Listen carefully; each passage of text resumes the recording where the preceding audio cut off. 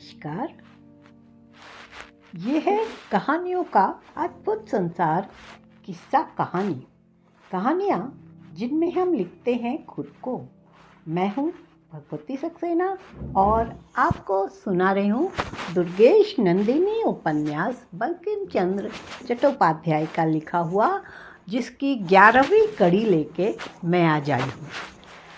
अभी तक आपने सुना जल्लाद का कुठार धूप में चमक उठा, उसका हाथ चला और वीरेंद्र सिंह का कटा सिर रुधिर में सना भूमि पर गिर पड़ा। विमला प्रस्तर मूर्ति के समान खड़ी रही। उसकी आंखों से एक बूंद भी आंसू न था। वह अपलक दृष्टि से उस कटे सिर को देखती रही। अब आगे सुनिए। कतूल खां सोच रहा था, वीरेंद्र सिंह ने मृत्यु के समय अपनी कन्या से भी भेंट नहीं की। उसका नाम सुनते ही वह क्यों आग बबूला हो उठा?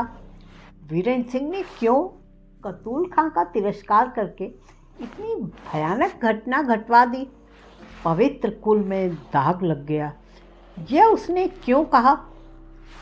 कतूल खां किसी वर्ग या ग्राम को जीतने पर वहाँ कोई सुंदरी बंदनी होती थी तो उसे अपने महल में भेज देता था। गढ़ मंदारन को जीतने पर दूसरे दिन कतूल खां वहाँ पहुँचा। उसने बंदियों के विषय में आज्ञा की और गढ़ की रक्षा के लिए सेना भेज दी। विमला और दुर्गेश नंदिनी को उसने अपने विलास गृह में भेज दिया था। उसके पश्चात वो अन्य कार्यों में लग गया था। उसने सुना कि कुमार जगत सिंह के बंदी होने का समाचार पाकर उनकी सेना कहीं निकट में ही आ टिकी है और आक्रमण करने का अवसर देख रही है। वो गढ़ की रक्षा में इतना फंस गया कि उसे उन स्त्रियों के साथ सहवास का अवसर ही न मिला। विमला के मस्तक पर धूली लगी थी। वो बहुत मैले वस्त्र पहने थी। उसके मस्तक पर एक घाव था जिससे रक्त बह रहा था। वो उस समय उस्मान की प्रतीक्षा में थी। उस्मान पठान कुल तिलक था। युद्ध विजय के लिए कोई भी काम करने में उसे संकोच नहीं था, परंतु उसके सिद्ध हो जाने पर पराजित पर व्यर्थ अत्याचार करना उसे पसंद नहीं था। यदि कतूल खां ने विमला और दुर्गेश नंदिनी को बंदिनी बनाने की आज्ञा न दी होती तो उस्मान उन्हें कभी बंदिनी बनाकर न लाता। उसी की कृपा से विमला ने मृत्यु के समय अपने पति के दर्शन किए थे। जब उस्मान को ये ज्ञात हुआ कि विमला वीरेंद्र सिंह की पत्नी है तो वो उसके प्रति सहृदय हो उठा। उस्मान कतूल खां के भाई का लड़का था। वो अंतपुर में कहीं भी जा सकता था, परंतु जिस महल में कतूल खां की उपपत्नियां रहती थी वहाँ वह नहीं जाता था। वैधव्य के 2 दिन पश्चात विमला ने अपने गहने अपने पास नियुक्त दासी को दे दिए थे। दासी ने पूछा, मुझे क्या आज्ञा है? तू उस्मान के पास जा, उनसे कहना कि मैं एक बार उनसे भेंट की भिक्षा चाहती हूँ। कहना यह अंतिम प्रार्थना है, फिर उनसे कोई प्रार्थना न करूँगी, उन्हें फिर कोई कष्ट न दूँगी। दासी ने आज्ञा का पालन किया। उस्मान ने कहलाया। उस महल में उनके आने पर दोनों संकटग्रस्त हो सकते हैं, उन्हें मेरे महल में आने को कहो। विमला बोली, मैं वहाँ कैसे जा सकती हूँ? दासी बोली, इसका प्रबंध वो कर देंगे। संध्या होने के पश्चात वही दासी अंतःपुर के रक्षकों से न जाने क्या बात करके विमला को अपने साथ उस्मान के पास ले गई। यह कार्य उसने बहुत चतुराई से किया। उस्मान ने पूछा, मैं तुम्हारा क्या उपकार कर सकता हूँ? साधारण सी बात है। क्या कुमार जगत सिंह जीवित हैं? हाँ, वह बच गए हैं, उस्मान ने कहा। मुक्त हैं या बंदी? बंदी तो अवश्य हैं, परंतु अभी बंदी गृह में नहीं हैं।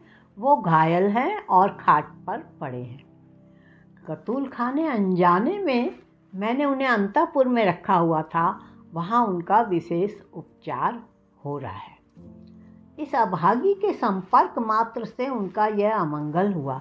यदि राजकुमार बच जाएं तो उन्हें यह पत्र दे दें, इसे अपने पास रखें, यही मेरी भिक्षा है। विमला ने गंभीर भाव से कहा। यह मैं न कर सकूँगा। यहाँ राजपुत्र चाहे जिस अवस्था में भी क्यों न हो, बंदी ही है। बंदी को दिया जाने वाला पत्र बिना पढ़े नहीं दिया जाता। इस पत्र में आपके अनिष्ट की कोई बात नहीं है, अतः यह अवैध न होगा। रही कतूल खां के आदेश की बात, सो आप स्वयं अपने स्वामी हैं, आपको किसी स्वामी की आवश्यकता नहीं है। अन्य बातों में मैं उनका आदेश टाल सकता हूँ, परंतु इन बातों में नहीं। आप जब यह कहती हैं कि इसमें कोई हानिकारक बात नहीं है, तो इसे मैं मान लेता हूँ, परंतु इस विषय में मैं नियम को भंग नहीं कर सकता। मैं इस कार्य को न कर सकूँगा। तब आप इसे पढ़कर देख लीजिए, यदि उचित समझे तो उन्हें दे दीजिएगा। उस्मान बोला, हाँ, यह संभव है। युवराज, मैंने तुम्हें वचन दिया था कि आपको एक दिन अपना परिचय दूंगी। अब वो समय आ गया है, मैं अपना परिचय दे सकूं। सोचा तो यह कि दुर्गेश नंदिनी के अंबर कुमार पत्नी बनते समय वो परिचय दूंगी, परंतु वह आशा व्यर्थ रही। शायद कुछ दिन बाद आप सुनेंगे कि दुर्गेश नंदिनी संसार में नहीं रही, विमला भी नहीं रही। हमें आप समझें कि हम मर चुके, इसलिए यह पत्र लिख रही हूँ। मैं बड़ी पापिन हूँ, मैंने अनेकों पाप किए हैं। मेरे मर जाने पर लोग मेरी निंदा करेंगे, बहुत सी बातें कहेंगे। कौन मेरे नाम की काली माँ को धो सकेगा? ऐसा कोई दुनिया में नहीं है जो मेरी कालिक को धो सके। एक सुहृदय हैं, वह भी संसार को त्याग कर तपस्या करने चले जाएंगे। उनसे दासी का कार्योद्धार नहीं हो सकता। मैंने सोचा था कि मैं आपके अपने जनों में गिनी जाऊंगी। एक दिन के लिए आप मेरे आत्मीय जैसा कार्य कर दासी को इस भिक्षा को याद रखिए। यह सच है, विमला नीच जाति से थी, अभागिनी थी, परंतु गणिका नहीं थी। जो स्वर्ग चले गए, उन्होंने मेरा पानी ग्रहण किया था। विमला कभी अपने पति के प्रति विश्वासघातिनी नहीं रही। यह बात कभी किसी ने नहीं सुनी। आज कौन विश्वास करेगा? क्यों पत्नी होकर मैं दासी की तरह रही, यह भी बताती हूँ। मंदारन के पास किसी गांव में शशि शेखर भट्टाचार्य रहते थे। वो संपन्न ब्राह्मण पुत्र थे। मंदारन में एक पति विरहिणी रमणी थी, वो बहुत सुंदर थी। उसके पति राणा की सेना के सिपाही थे। वो बहुत दिनों से देश त्यागी थे। उस सुंदरी को शशि शेखर ने देखा, दोनों का संबंध हो गया और वो गर्भवती हो गई।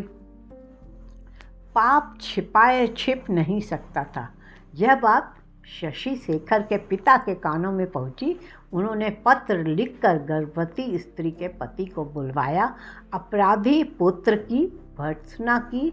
शशि शेखर देश त्यागी हो गए। शशि शेखर काशी चले गए।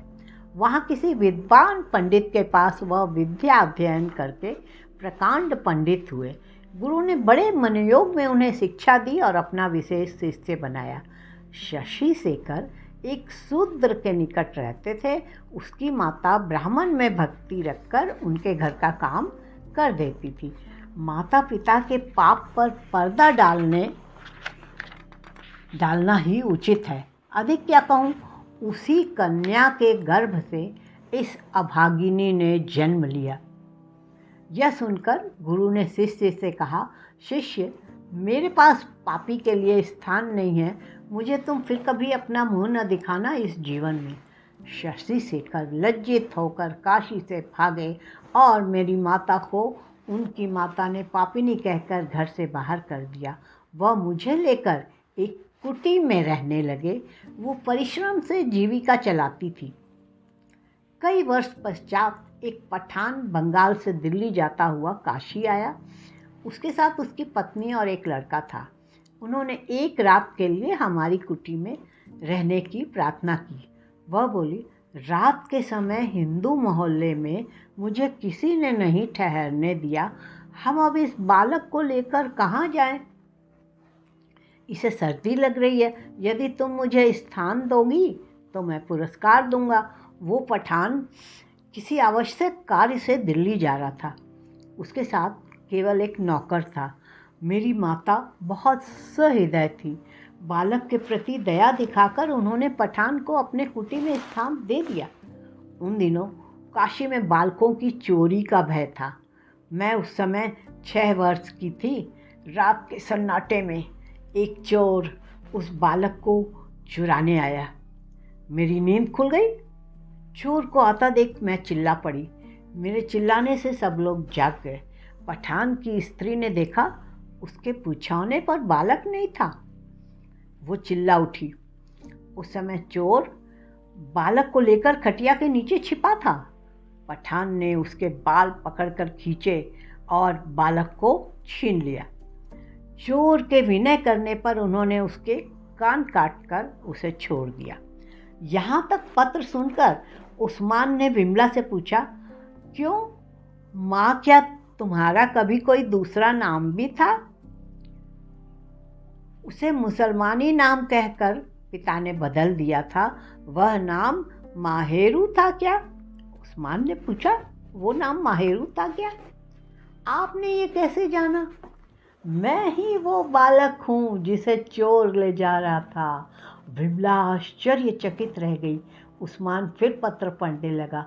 दूसरे दिन सवेरे पठान ने विदा होते समय मेरी माता से कहा, तुम्हारी कन्या ने मेरा जो उपकार किया है उसका बदला लेने की शक्ति मुझ में नहीं। तुम जो चाहो सो बोलो, मैं तुम्हारी चीज़ तुम्हें भेज दूंगा। धन चाहती हो तो धन भेज दूंगा। माता बोली, मुझे धन की आवश्यकता नहीं, मैं परिश्रम से गुजारा कर लेती हूँ। बादशाह से यदि आपकी घनिष्ठता हो तो। पठान बोला, बस ठीक है, मैं राज दरबार से तुम्हारा उपकार करा दूंगा। मैं इस बात का ध्यान रखूंगा। इस बालिका के पिता को खोज करा के मुझे खबर दिलाइए। पठान वचन देकर चला गया। माता के हाथ में उसने असरफी दी, परंतु माता ने ग्रहण नहीं की। पठान ने मेरे पिता की खोज करने का प्रयत्न किया, परंतु उनका पता न चला। 14 वर्ष पश्चात राजपुरुषों ने मेरे पिता को खोज निकाला। उन्होंने माता को पत्र लिखा। मेरे पिता दिल्ली में ही थे। उन्होंने अपना नाम बदलकर अभिराम स्वामी रख लिया था। जब यह सूचना मिली तो माता का स्वर्गवास हो चुका था। मंत्रों से जिनका विवाह न हुआ हो, उन्हें यदि स्वर्ग जाने का अधिकार है तो वह अवश्य स्वर्ग गई होंगी। पिता का समाचार पाकर मेरा मन काशी में न लगा। मैं पिता से मिलने के लिए दिल्ली चल दी। पहले मेरे पहुंचने पर पिता बहुत क्रुद्ध हुए, परंतु फिर मेरे रोने पर उन्होंने मुझे अपनी सेवा में रहने दिया। मेरा नाम माहेरू से बदलकर उन्होंने विमला रख दिया। स्वार्थ सिद्धि के लिए मैं उनकी सेवा नहीं करती थी। मैं यह इसलिए करती थी कि पितृ सेवा से मुझे संतुष्टि प्राप्त होती थी। धीरे धीरे पिता भी मुझे बहुत स्नेह करने लगे। पहले कह चुकी हूँ, गढ़ मंदारण में एक तरुणी मेरे पिता के संपर्क से गर्भवती हुई थी। मेरी माता के भाग्य जैसा ही उसका भाग्य रहा। उनके गर्भ से एक कन्या ने जन्म लिया। वह भी मेरी माता की तरह परिश्रम करके कन्या का पालन करने लगी। वह कन्या अद्भुत सुंदरी थी। समय पाकर विधवा का कलंक भी दूर हो गया। विधवा की कन्या जारजा थी। लोग इसे भूल गए। दुर्ग में यह कोई नहीं जानता था। वही सुंदरी दुर्गेश नंदिनी की माता हुई। उसने दुर्गेश नंदिनी को जन्म दिया। दुर्गेश नंदिनी जिस समय गर्भ में थी, उस समय विवाह मेरे जीवन की प्रधान घटना हुई। उस समय पिता अपने दामाद को लेकर आश्रम में आए। मुझसे उन्होंने उनका मंत्र शिष्य कहकर परिचय कराया। मुझे उनका परिचय मिला। मैंने उन्हें देखा और मैं उनकी हो गई। वह समझ गए कि बिना विवाह के वह मुझे प्राप्त न कर सकेंगे, एक दिन उन दोनों की बातें मैंने सुनी। पिता बोले, विमला, यदि तुम्हारी धर्मपत्नी हो जाए तो मैं तुम्हारे निकट रह सकूंगा, तुम्हारी इच्छा ना हो तो। पतिदेव कुछ रुष्ट होकर बोले, गुरुदेव, मैं शूद्र कन्या से कैसे विवाह कर सकता हूँ? जारजा कन्या से कैसे विवाह किया था? प्राणेश्वर बोले, जब मैंने विवाह किया था तो मैं वह न जानता था। जानबूझकर शूद्र कन्या से कैसे विवाह करूं? तुम विवाह अस्वीकार करते हो तो ठीक है, तुम्हारे यहाँ आने जाने से विमला का अनिष्ट होता है। अब तुम कभी यहाँ मत आना, मैं तुम्हारे ही घर पर भेंट कर लिया करूँगा। फिर कई दिन तक वो वहाँ न आए। मैं नित्य उनके आने की राह देखती थी, परंतु कुछ दिन तक दर्शन न कर सकी। फिर वो स्थिर न रहे, वो फिर पहले की तरह आने जाने लगे। अब उन्हें देखकर मैं उतनी लजाती न थी। पिता ने ये सब देखा। एक दिन उन्होंने मुझसे कहा, मैंने अनाश्रम व्रत पालन करने का विचार किया है। मेरा एक स्थान पर रहना ना हो सकेगा, मैं जगह जगह घूमने जाऊंगा। ऐसी दशा में तुम कहाँ रहोगी? मैं कातर होकर रोने लगी। फिर बोली, मैं तुम्हारे साथ चलूँगी।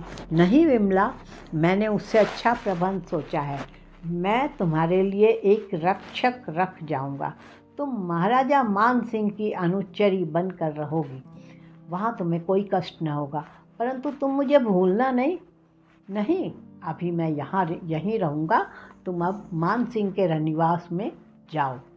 मैं नित्य तुम्हें देख आया करूँगा। तुम वहाँ कैसे रहती हो, यह देखकर पर्यटन की बात सोचूंगा। युवराज, मैं तब तुम्हारे घर में रही।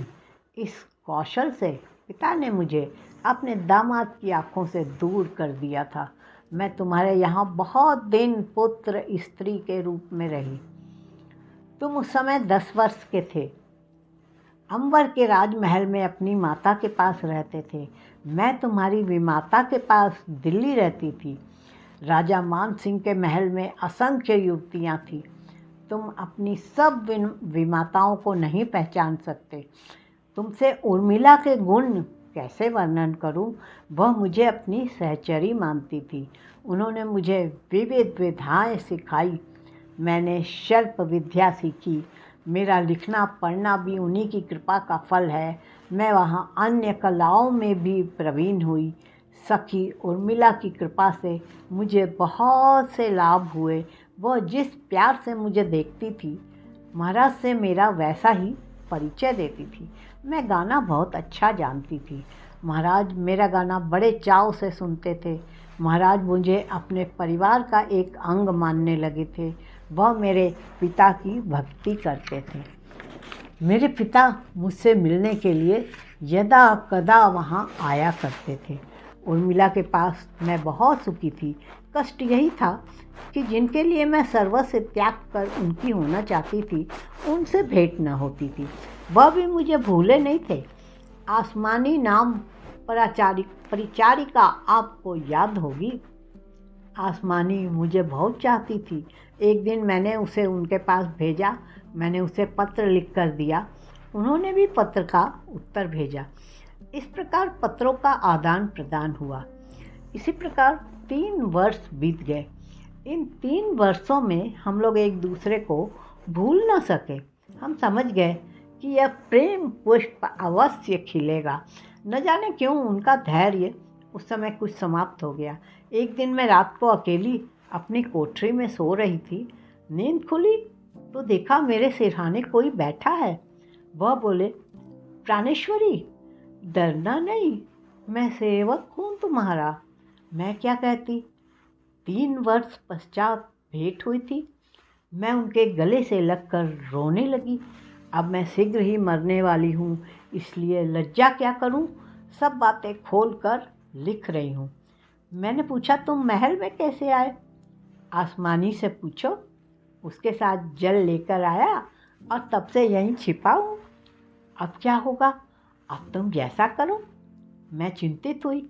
जिधर भी देखती थी उधर ही भय था। उस समय मेरे कमरे का द्वार खुला और महाराजा मान सिंह वहाँ आ गए। बीरेन सिंह बंदी हो गए। महाराज ने उन्हें राजदंड से दंडित करने की आज्ञा दी। यह देखकर मेरी मनस्थिति बिगड़ गई। मैं उर्मिला देवी के पैरों पर गिर पड़ी। मैंने अपना दोष खुलकर स्वीकार किया। पिता से भेंट होने पर उनके चरणों पर गिरकर रोई। महाराज मान सिंह मेरे पिता की भक्ति करते थे। वो उनकी गुरु की तरह श्रद्धा करते थे, परंतु पिता ने मेरे रोने पर तनिक भी ध्यान न दिया। वो रुष्ट होकर बोले, पापिनी, तूने एकदम लज्जा त्याग दी। उर्मिला देवी ने मेरे लिए महाराज से विनती की। महाराज बोले, मैं चोर को इस शर्त पर मुक्त कर सकता हूँ कि वो विमला के साथ विवाह करे। उसकी धृष्टता का यही दंड है।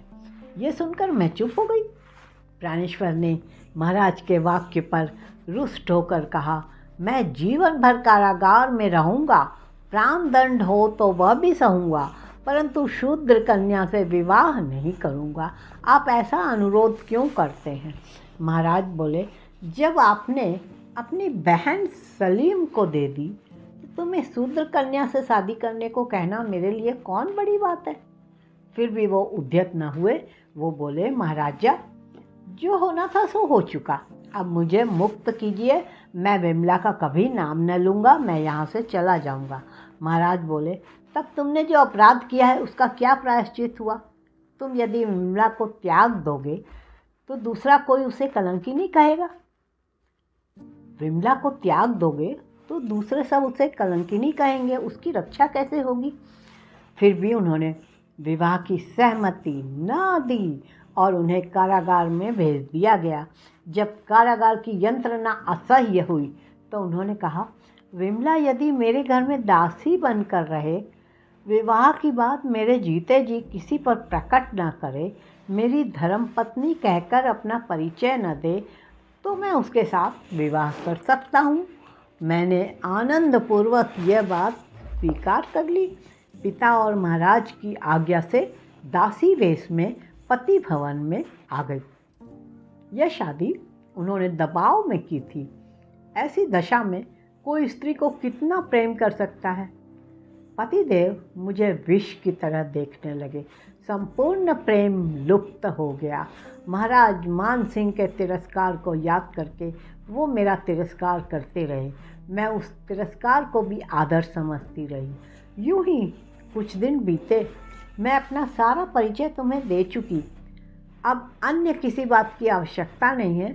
समय पाकर मैं फिर स्वामी का प्रेम पा सकी, परंतु अंबर पति के प्रति उनका रोष वैसा ही रहा। इस पत्र द्वारा वचन पूरा करना मात्र मेरा उद्देश्य नहीं है। लोग सोचते हैं कि मैं कुल धर्म त्याग कर गढ़ मंधारण के अधिपति के पास रहती थी। मेरी मृत्यु के पश्चात आप इस कलंक को मिटाएं, इस आशा से आपको यह पत्र लिखा है। इस पत्र में मैंने आत्म परिचय दिया है। जिसका संवाद आप जानना चाहते हैं उसकी चर्चा नहीं की। समझ लीजिए वह अब इस पृथ्वी पर नहीं है, उसे भूल जाइए। विमला उस्मान पत्र पढ़कर बोले, माँ, आपने मेरी जीवन रक्षा की थी। मैं आपके उस उपकार का बदला अवश्य चुकाऊंगा। विमला ठंडी सांस लेकर बोली, अब पृथ्वी पर मेरे लिए कौन सा उपकार शेष रह गया है? तुम क्या उपकार कर सकोगे मेरा? फिर भी है, यदि कर सको तो मैं वही करूँगा। विमला की आंखों में प्रकाश उतर गया। वो बोली, उस्मान, इस दग्ध हृदय को धोखा न देना। उस्मान अपने हाथ की अंगूठी उतार के बोला, यह अंगूठी लो। 2-1 दिन में कुछ नहीं हो सकता। कतूल खां का जन्मदिन निकट है। उस दिन खूब उत्सव होगा। रक्षक आनंद में मगन रहेंगे। उस दिन मैं तुम्हें मुक्त करा दूंगा। उसी दिन रात को तुम अंतःपुर के फाटक पर आ जाना। वहाँ तुम्हें जो इस अंगूठी का जोड़ दिखाए उसके साथ निकल जाना। परमात्मा तुम्हें दीर्घजीवी करे। अधिक क्या कहूँ? विमला ने बोला। उसका गला रूंध गया था। वो कुछ बोल न सकी। विमला विदा होने को ही थी, तभी उस्मान बोला, एक बात और, अकेली आना, साथ में किसी अन्य के रहने से संकट आ सकता है, इस बात का ध्यान रखना। विमला समझ गई कि उस्मान दुर्गेश नंदिनी को साथ लाने के लिए मना कर रहा था। उसने सोचा कोई बात नहीं, उसे बाद में निकाला जा सकेगा। यह सोचकर विमला विदा हुई। ये कहानी इतनी ही। अभी आप सुन रहे थे भगवती सक्सेना से दुर्गेश नंदिनी उपन्यास का 11वां भाग। मिलते हैं नए एपिसोड के साथ। इस चैनल को सब्सक्राइब जरूर करें प्लीज़। ओके।